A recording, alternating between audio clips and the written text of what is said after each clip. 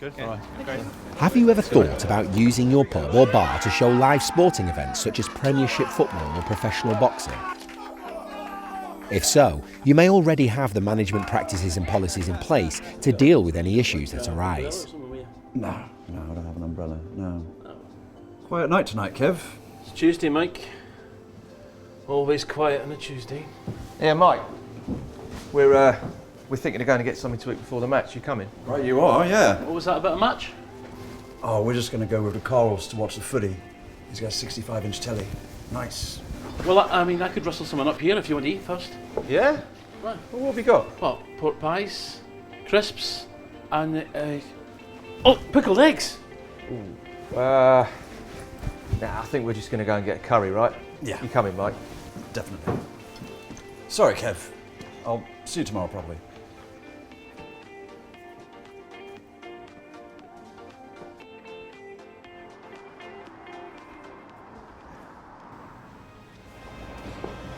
Hey, what do you think? Do you want some? I've got some naan bread too. Nah, you're all right. Thanks. This doesn't really agree with me, to be honest. Fair enough.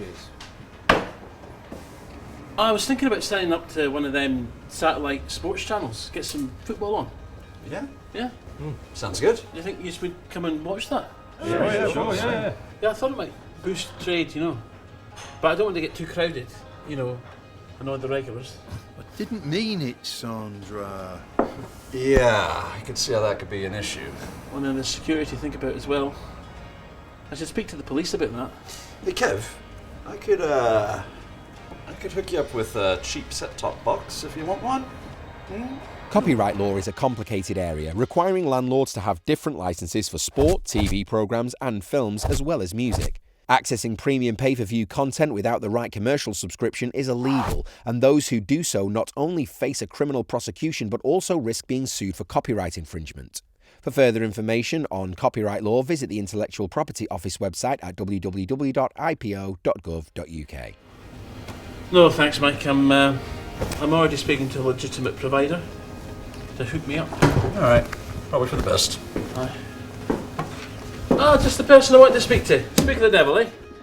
Consideration should be given to contacting the police and/or your licensing officer to let them know in advance of your plans for showing major sporting events, particularly World Cup matches where there could be implications for either of these bodies, so they can incorporate your plans into any action they may be taking.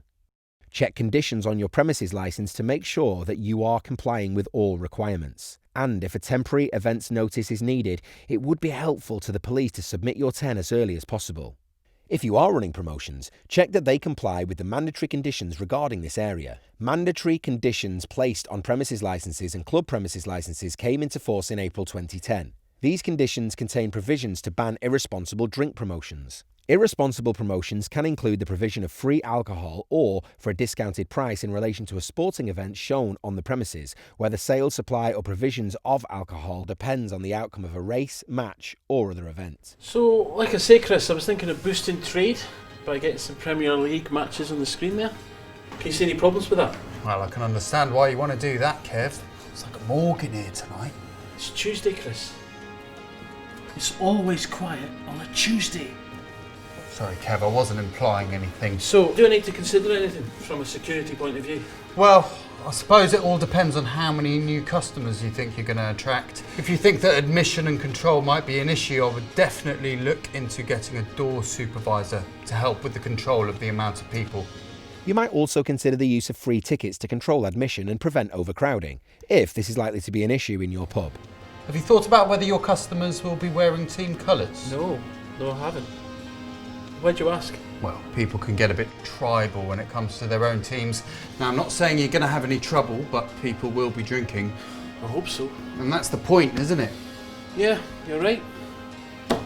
Definitely take that on board. Shall we have a look at your CCTV coverage and check that the system's fully operational? We would strongly advise licensees to carry out a risk assessment and record any decisions made. Such a record will be useful if, despite your best efforts, some individuals are determined to cause trouble in your premises. The British Beer and Pub Association has produced a guide called Managing Safety in Pubs, which may be of help when developing risk assessments. It is best practice to have a violence management strategy in place and that staff are fully aware of it and how it should be implemented. Make sure yours is up to date and reflects that you are now screening these types of events. But let's get back to Kevin to see how he's getting on with his big plans. So I thought we should have a discussion about how we're going to handle the match tonight. I've decided we're not going to allow admission to anyone wearing team colours, and that might cause some trouble on the door, but that can't be helped. We're only going to use the main door tonight, but I do want you to keep an eye on the fire exits, make sure they're clear at all times. Is this a ticketed event? No, but I think we've got enough capacity for tonight. But if it looks like we're getting full, I want you to let me know, and we will refuse admission if we have to. Okay. And what if we do have trouble outside? Well, as always, if it's outside or on the door, keep our customers inside, and if it gets bad, I've got the keys and we can lock the door. And that reminds me, if we do have a violent incident, then contact the police immediately and stop serving alcohol. Is that clear? Yes. Okay. Can I take the drinks outside? No, not tonight. But if you can just keep the bar area clear of glasses and get out on the floor, keep things clear out here. Dave, if you can check the smoking area at half time and at full time. I think that's probably everything. So let's just keep communicating, and I think we're going to have a good night. Sounds great. Okay. Yeah. Consider the use of plastic glassware, such as polycarbonate, particularly for use in outside areas to avoid unnecessary waiting for service and or to lessen the risk of injury. When serving glass bottles, consider the use of PET bottles or decant into plastic glassware if appropriate. If you do use glass, ensure that empties are collected regularly and any broken glass is quickly cleared away. All licensees will be aware that under 18s may be attracted to watching events and matches in your venue. Do you have any ID? So continue to be vigilant about preventing the sale of alcohol to them.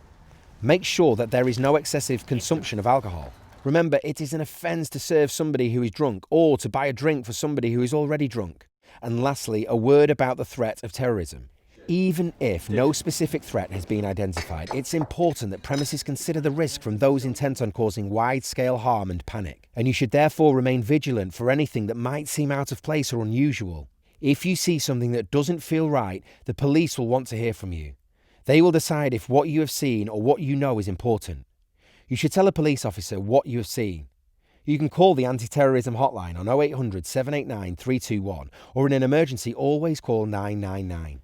Major sporting competitions such as boxing or football can provide the licensed trade with significant opportunities to attract customers who want to watch live events with their mates in the great atmosphere provided by their local pub. It's in your interest to plan and risk assess to ensure that you have a safe and successful event. And remember, you may need to have a license from the TV company broadcasting the event to be able to show it in your pub. More information on this subject and materials such as posters can be found on the British Beer and Pub Association website at www.beerandpub.com. Posters and materials such as training films can be found on the National Pubwatch website at www.nationalpubwatch.org.uk. What can I get you, ladies? A pickled egg? Hey, I'll have a pickled egg. Oh yeah, I want a G&T.